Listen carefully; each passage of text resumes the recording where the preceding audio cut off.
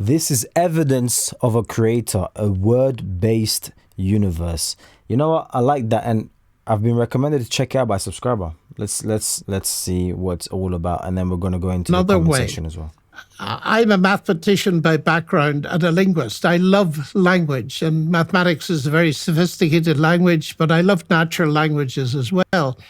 And it seems to me that where this fits together best is first in the fact that we can do science, in the sense that there is a rational intelligibility to the universe, which is the foundation of modern science and is a legacy of the biblical worldview.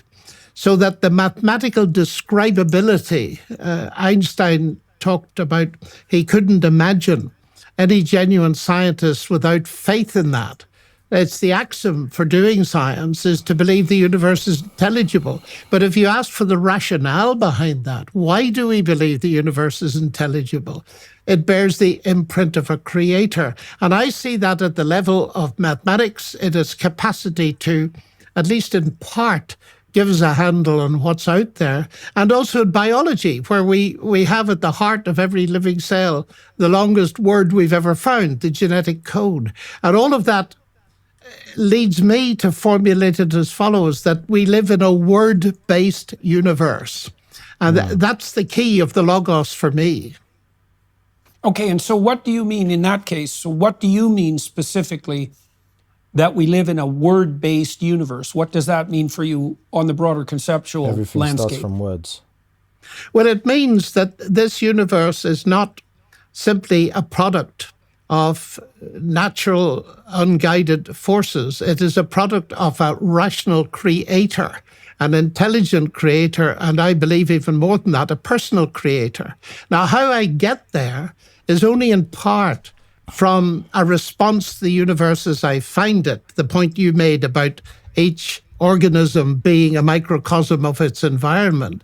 It's also, it seems to me that there are two major sources of knowledge. There is, first of all, observing the universe, science, etc. Then there are the humanities. But there's also the concept of revelation, in which I believe. In other words, it's not simply the human quest for the creator, it's the creator revealing himself. So for me, the anchor point in the end is that the Logos became human and we beheld his glory. In other words, we can see exactly what this means in terms of what we can understand. That is the human being in which God encoded himself in Christ. Now, those are big ideas, of course. They're very deep ideas. They need unpacking. But that's essentially where I'm coming from.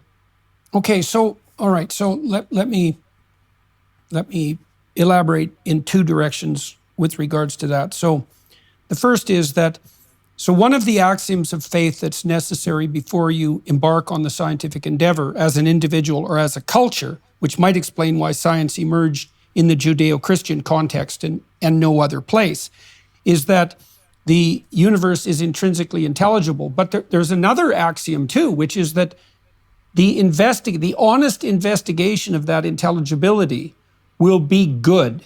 And so there is this insistence in Genesis when God casts order out of chaos and creates the world.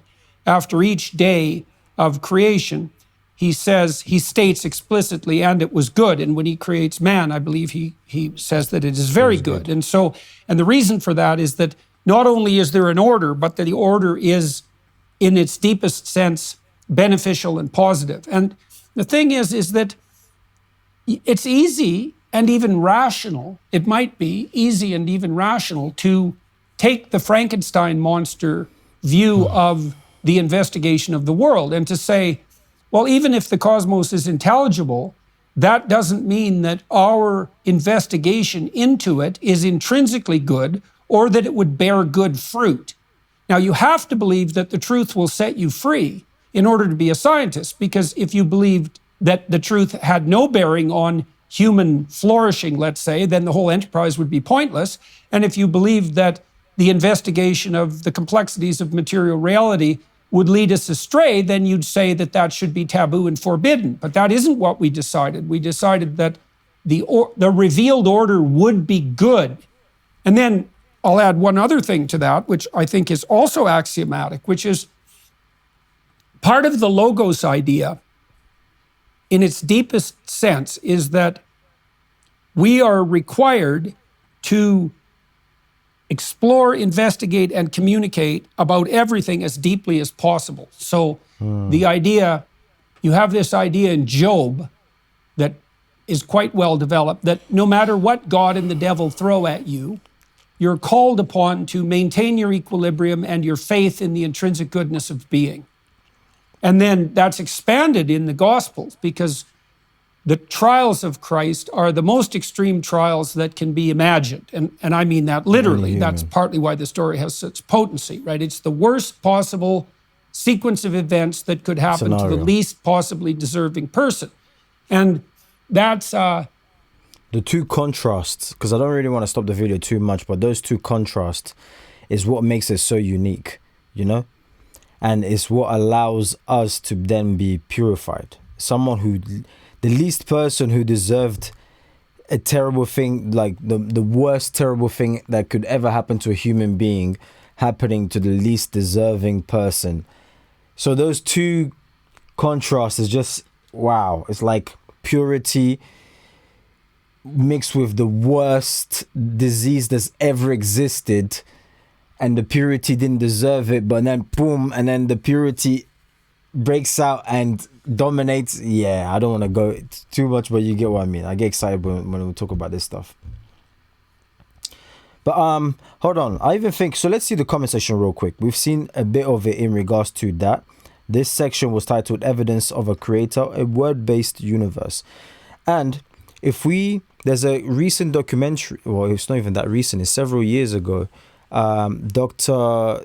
Kawamoto, and he discovered the power of words, where they will speak into these ice crystals or water essentially, and then freeze it at a certain point, which it then revealed the power of the words. So say, for example, if you spoke to a jar of rice with water inside, you are good, you're amazing, you are beautiful, you are excellent, you will thrive, and all these amazing positive words. The jar of rice was, it was incredible. It looked awesome, it looked amazing, and so forth. And then when you've done the opposite to the exact same scenario, so rice again in a jar, and then you spoke negative words upon and all of these stuff, it was completely the opposite. It was terrible, fungus, bacteria, all of this, it just looked hideous. Then they took it a step further. They done it under a microscope, once more speaking amazing words into water. And what took place was the frozen crystals that they saw of water had beautiful pyramids and structures for the water that was spoken good into. Whereas the opposite, evil words, you're bad, you're negative, and all of this stuff, when they analyzed it, the crystals were disgusting, basically. It looked like something straight out of hell. Literally straight out of hell. So there's that on a scientifical basis, if you want to say, if you want to get all geeky on it, well, scientifically is showing us a little. So we've got that to stand on. But then when we look just in the normal world, I mean, how does offending somebody start? Very often it starts off with words. So we're governed by words, essentially. If you couldn't speak, I know some geek in the comment section would be like, well, how about Neuralink? Eventually we're going to be able to talk telepathically. That's a whole nother can of worms. But right now, words dictate everything. You can choose to upset someone, or you can choose to show love to someone using your words. It only makes sense, having a creator who led by example by creating by word, and then we are also creating by words. If you don't believe me, words could break stuff. Say evil words to your wife, start telling them you're going to divorce them and all of this, and you'll see how quickly you'll see how quickly your marriage will break down and deteriorate. Your relationship that you've been building for 20 odd years, you could destroy it like this with a single word. So words truly have power, and I completely agree, and I believe in what was mentioned here, where we do live in a world that is governed or created by words, and our creator, the evidence of the creator, is embedded in words. I've seen a tiny bit of this because I don't want to make this video too long. I've seen some other parts. That's why I've just sort of wrapped the conclusion together so I don't make the video like 20-45 minutes long when we're going deep dive and different sections and so forth. It's a really good watch. I would definitely recommend you checking it out. Let's like it there. But now let's see the comment section. When Linux said that God made a sacrifice on our behalf that we could not make, I was overwhelmed at the point of tears. It's crazy. It's true. It's very crazy, but it's so true. I met John in person. Okay, cool. Yeah. I met John in person several times when I was young. He visited my parents' home repeatedly. He is a humble man with a great sense of humor. I love him. It's always good to see, you know, comments like that. That's just, it warms your heart. It adds like a little sprinkle of joy in there. But yeah, I don't want to make the video too long, all right? Let me know in the comment section down below what your thoughts in regards to this video, and I'll catch you guys on the next video.